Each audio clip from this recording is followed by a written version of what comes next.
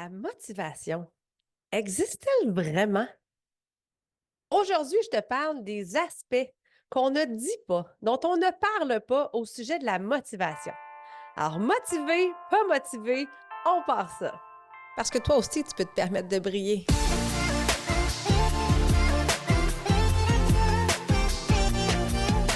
Si tu es une femme occupée qui cherche à te remettre en forme, à retrouver la motivation ou si tu souhaites garder tes bonnes habitudes longtemps et vivre pleinement, Shine avec ME sera le podcast pour répondre à tes besoins. Avec mon podcast, je souhaite te transmettre ma passion pour l'entraînement avec mon style de vie et j'ai envie de t'inspirer à prendre soin de ton mind, body and soul chaque jour pour shiner comme jamais. Mon nom est Marie-Ève Tétrault, je suis ta coach fitness. Merci d'être là et bonne écoute. Salut à toi, belle femme occupée. J'espère que tu vas bien, mais surtout, j'espère que tu brilles de santé.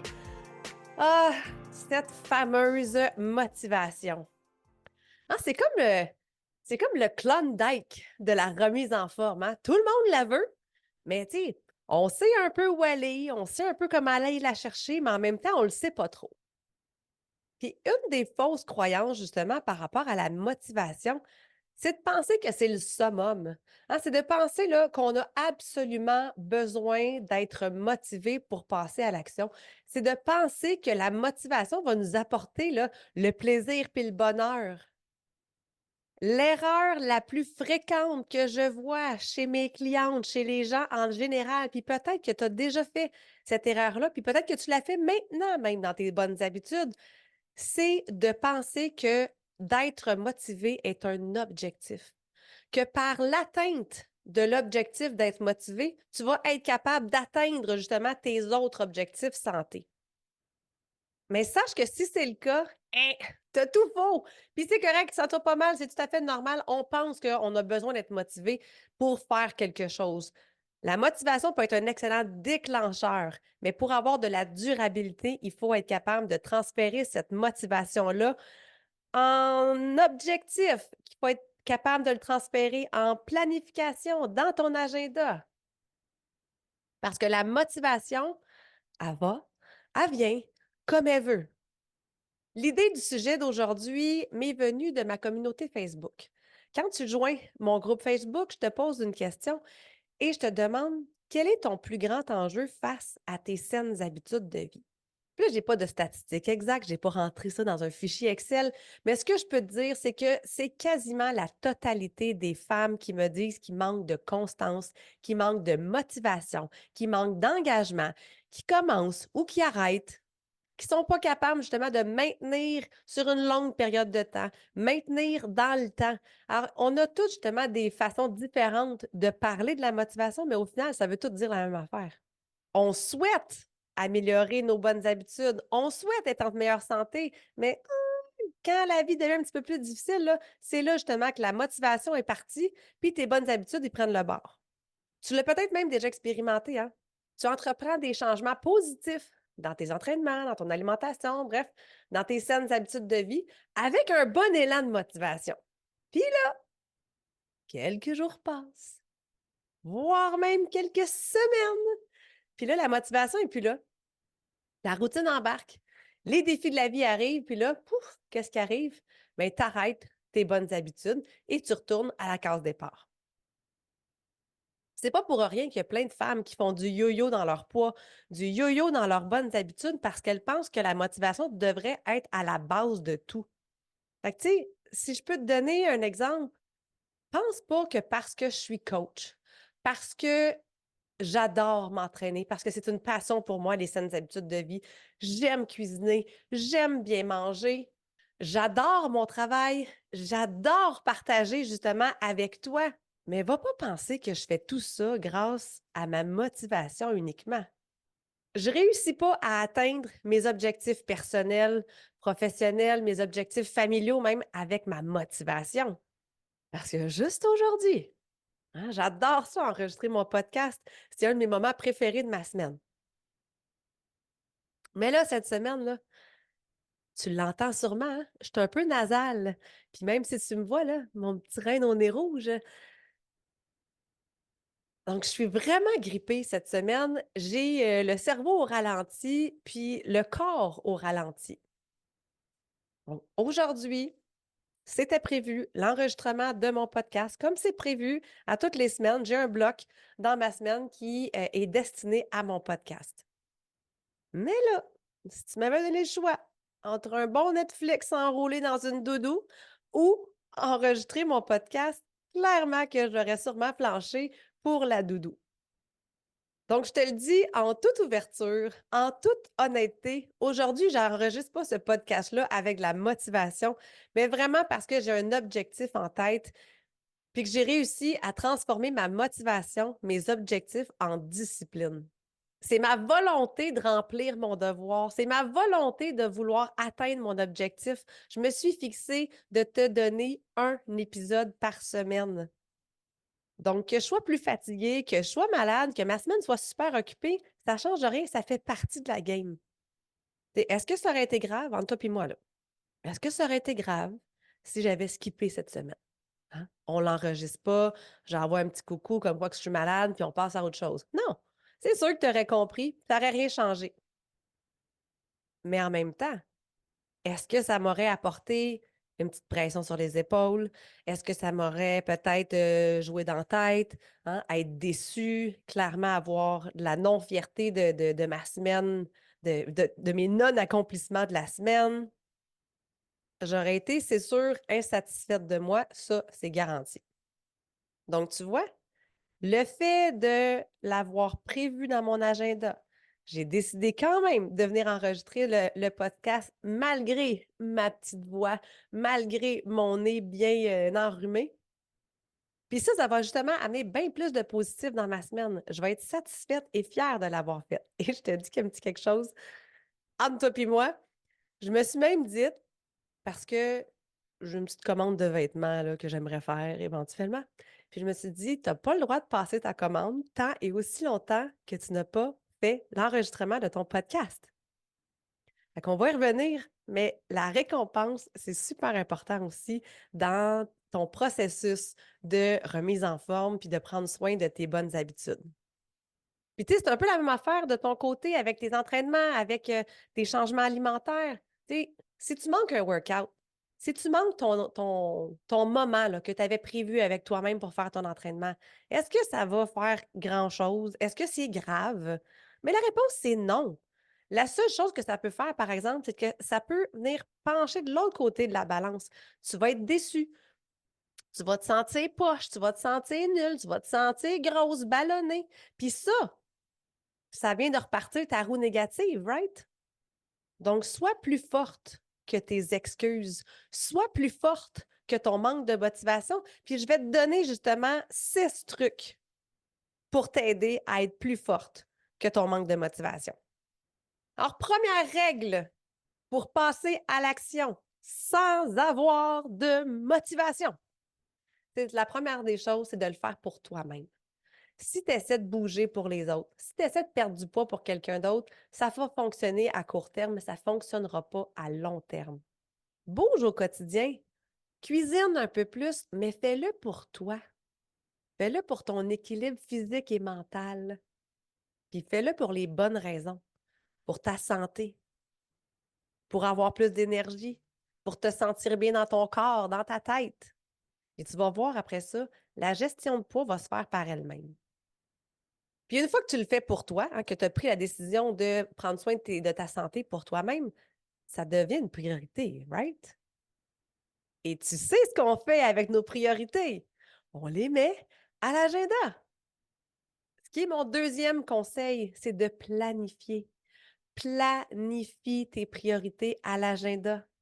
Je le sais là, que je te le dis souvent, puis tu vas m'entendre le dire souvent parce que c'est tellement important. Fixe-toi des objectifs qui sont clairs, qui sont simples, qui sont atteignables pour ta routine, pour ton quotidien aujourd'hui. Comme quand j'ai décidé de lancer mon podcast, je me suis dit, un podcast par semaine, c'est atteignable pour moi. Je sais que je suis capable de le faire. Si tu as de la difficulté à te botter le derrière pour aller t'entraîner, pars pas en peur avec un 5-6 fois par semaine. Fixe-toi l'objectif de bouger 3 fois par semaine, par exemple, 3 fois 30 minutes, ça fait du sens. Et si tu t'entraînes déjà 3 fois par semaine, puis que là, tu sens que tu aimerais ajouter un petit peu plus dans ton horaire, mais que tu ne veux pas nécessairement ajouter d'autres entraînements, fais donc une phase d'activation le matin, un 5, 10, 15 minutes de marche, de stretching. Ça peut être, un court entraînement, ça peut être du vélo, peu importe, mais tu pourrais ajouter ça dans ta routine. Mais fixe-toi quelque chose qui est raisonnable pour toi. Quitte à te surpasser, puis c'est là que la magie opère. J'aime mieux que tu en fasses plus, mais que tu avais prévu moins. Comme ça, tu vas avoir un sentiment encore plus de fierté puis de satisfaction que l'inverse. Si tu te planifies de faire 4 ou 5 entraînements puis tu réussis à en faire juste 3, mais c'est ça.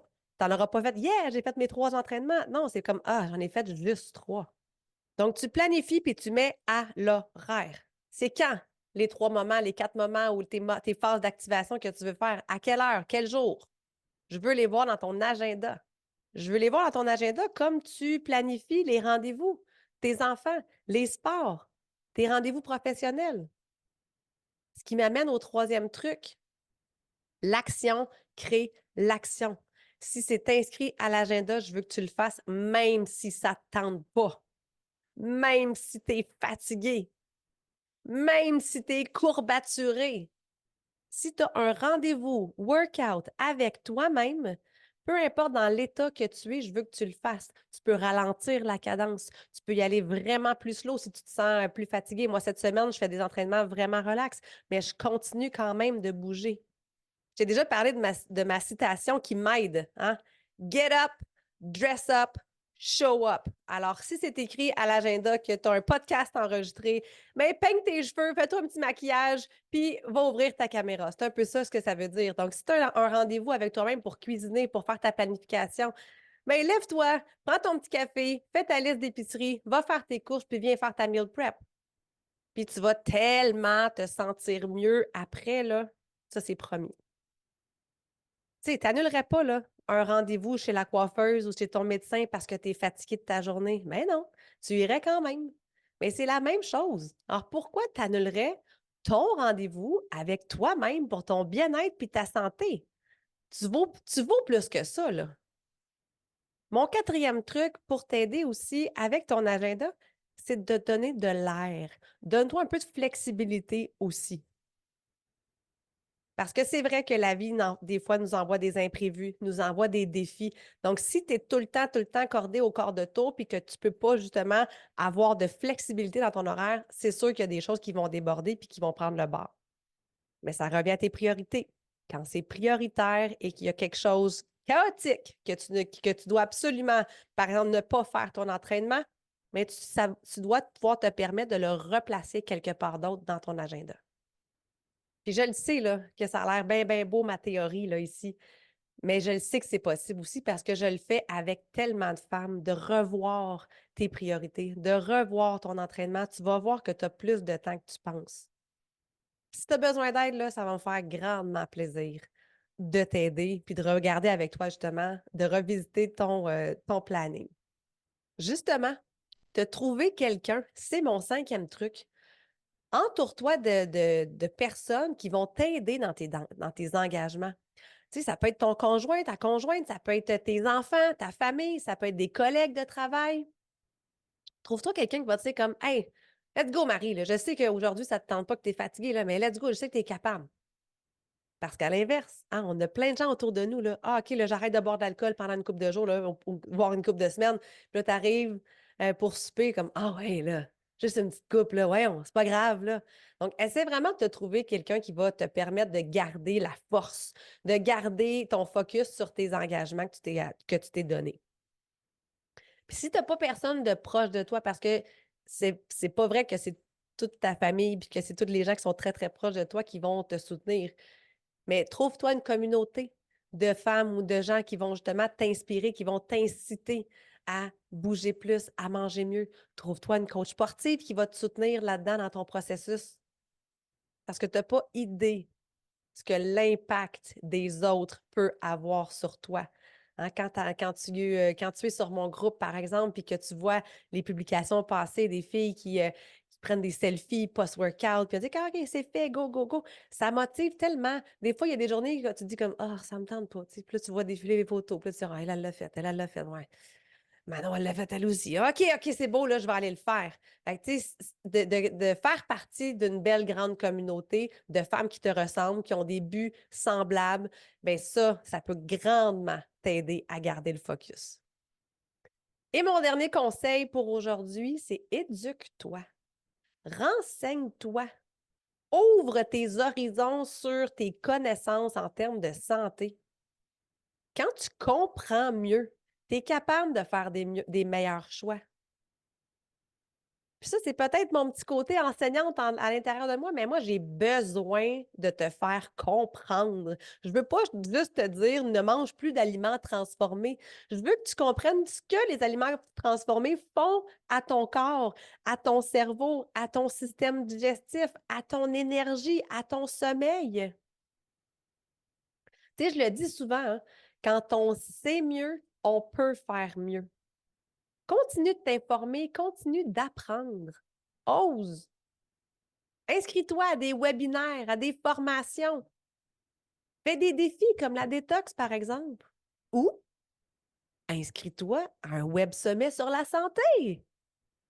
Oh yes! C'est avec une très, très grande fébrilité et surtout une extrême fierté que je t'invite officiellement à la 3e édition du Web Sommet gratuit Bouge plus, mange mieux, shine now. Ce sera un 21 jours pour penser à toi, optimiser tes saines habitudes de jour puis surtout pouvoir briller de santé comme tu le mérites.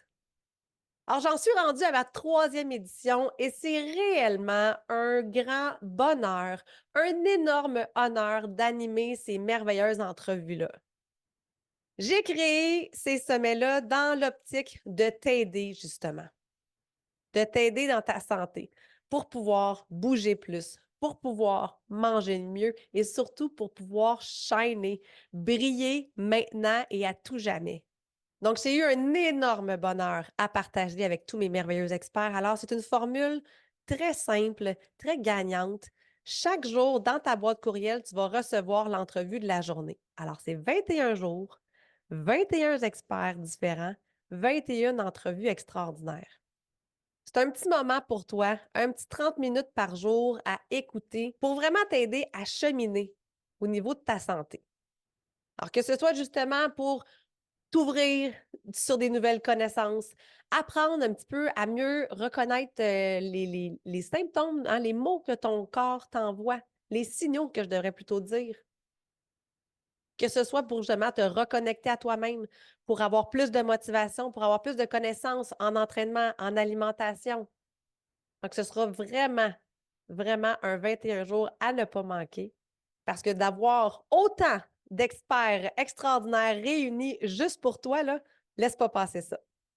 Donc, si tu veux t'inscrire, c'est gratuit et le lien va être dans la description ici. Et si jamais tu écoutes cet épisode trop tard pour cette édition, clique quand même sur le lien puis inscris-toi sur la liste d'attente. Il y aura d'autres occasions pour le sommet Bouge Mange Shine. Et j'en profite aussi pour t'annoncer par la même occasion que le podcast va prendre une petite pause pendant le Web Sommet, justement pour te donner la chance de vraiment profiter de ces belles entrevues-là. Mais inquiète-toi pas, là. Hein, j'anime toutes les entrevues et pendant les 21 jours, je vais aussi animer notre groupe Facebook Bouge M'enchaîne. Fait que tu vas m'entendre quand même assez souvent, là. Alors, je vais prendre un 3-4 semaines de pause d'épisodes pour le podcast. Donc, on va se retrouver ici vers la fin avril. Et mon conseil pour le sommet, c'est réellement justement, si tu décides de t'engager dans ce 21 jours-là, mais fais-le de un pour toi. Mais décide de vraiment t'engager et d'écouter chacune des capsules vidéo. Tu prends ce temps-là pour toi. Ça va tellement, pour vrai, là, ça a été un game changer pour bien, bien, bien des gens. Avec l'édition 1, avec l'édition 2, le sommet a réellement transformé la vie de milliers de personnes depuis le début. Et chaque entrevue, ce qui est intéressant, c'est que ça va vraiment t'amener des points de vue différents. Ça va t'amener pour voir un peu la vision de chacun des experts de leur santé. Ça va t'amener des points positifs, peut-être même des précisions ou des nouvelles connaissances ou assurément de la motivation et de l'inspiration pour ta santé. Alors, si je te résume cet épisode, n'attends pas la motivation pour passer à l'action. De un, fais-le pour toi. De deux, on planifie. Ensuite, on passe à l'action. Hein? L'action crée l'action, l'énergie amène l'énergie. Lève-toi du divan, va peser sur play. Puis n'oublie pas de te donner de l'air un peu. Hein? Permets-toi d'être flexible. Trouve-toi des gens pour te garder engagé et finalement, éduque-toi. Explore puis continue d'apprendre. Alors, je te remercie vraiment d'avoir été avec moi aujourd'hui. J'espère que l'épisode t'a plu et que ça t'a apporté justement plus de conscience sur les moyens que tu as pour ta discipline, pour ta motivation. Alors, j'espère te retrouver sur le sommet et nous, on se retrouve au prochain podcast. Merci de prendre le temps d'être avec moi. J'espère que l'épisode t'a plu et si c'est le cas, je t'invite à la partager, mais surtout, abonne-toi pour ne rien manquer.